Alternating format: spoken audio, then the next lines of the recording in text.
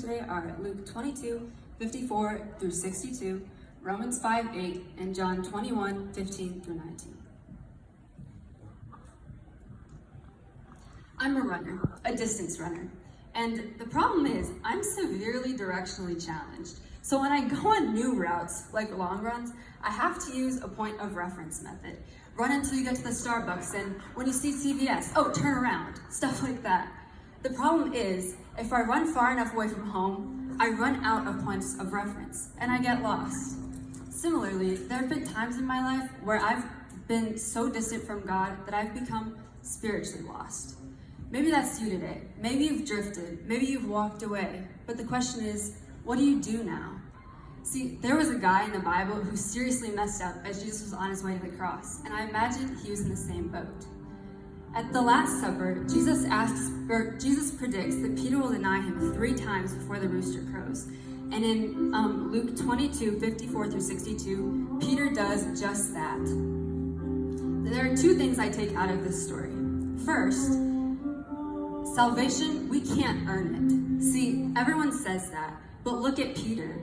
His last moment with Jesus was looking into his eyes as he denied him a final time. Then Jesus dies. There wasn't time for him to make up for what he'd just done or take back anything or even begin to earn what Jesus was about to do for him on the cross. But yet,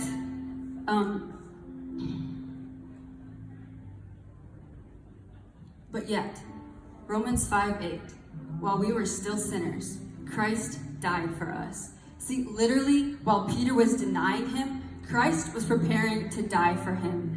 And Peter didn't deserve that, and there's nothing we can do to earn it either. But that's the point. We don't have to. See, salvation is a free gift that God will never get tired of offering you. The second thing I take out of this story is that distance does not mean a death sentence for your faith. See, Peter messed up, and follow with me for a minute. Jesus dies, he rises again, and the 3rd time he sees his disciples after his resurrection, they're fishing. Upon recognizing him, Peter jumps out of the boat and swims over to the shore where Jesus is. It's on that beach that Jesus asks Peter 3 times, "Simon, do you love me?"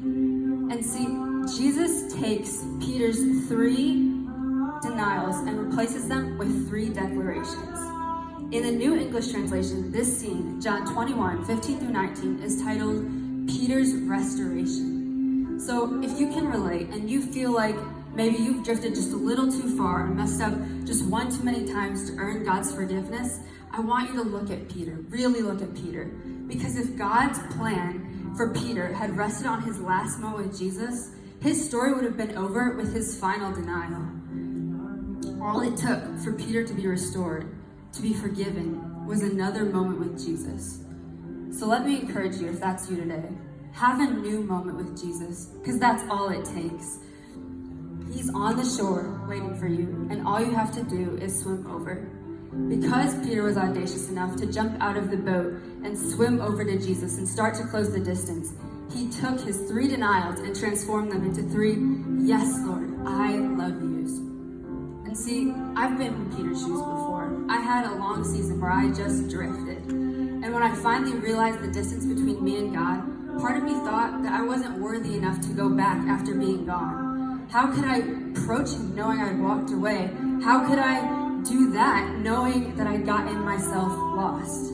I didn't know how to answer the question of, what do I do now? But looking at Peter, today I can say with confidence that our faith walks, they're not going to be perfect, and we're going to have moments where we drift or mess up or walk away. But through all of that, God still wants us to come home. It doesn't matter why we were away in the first place. Just because we walk away doesn't mean God's not going to run to meet us when we turn around. The extent of his grace doesn't rest on us. And I say that not to justify drifting, but rather to urge you to let nothing keep you from going home. See, Peter lived that, and I hope you hear it. Salvation is a free gift, and we can't earn it, but we can run back to him over and over and say, "Yes, Lord, I love you." See, remember, I'm a distance runner, and knowing that there's 3 miles between me and home has never been a reason not to turn around and run back. Let Jesus be your point of reference, and let nothing keep you from going home.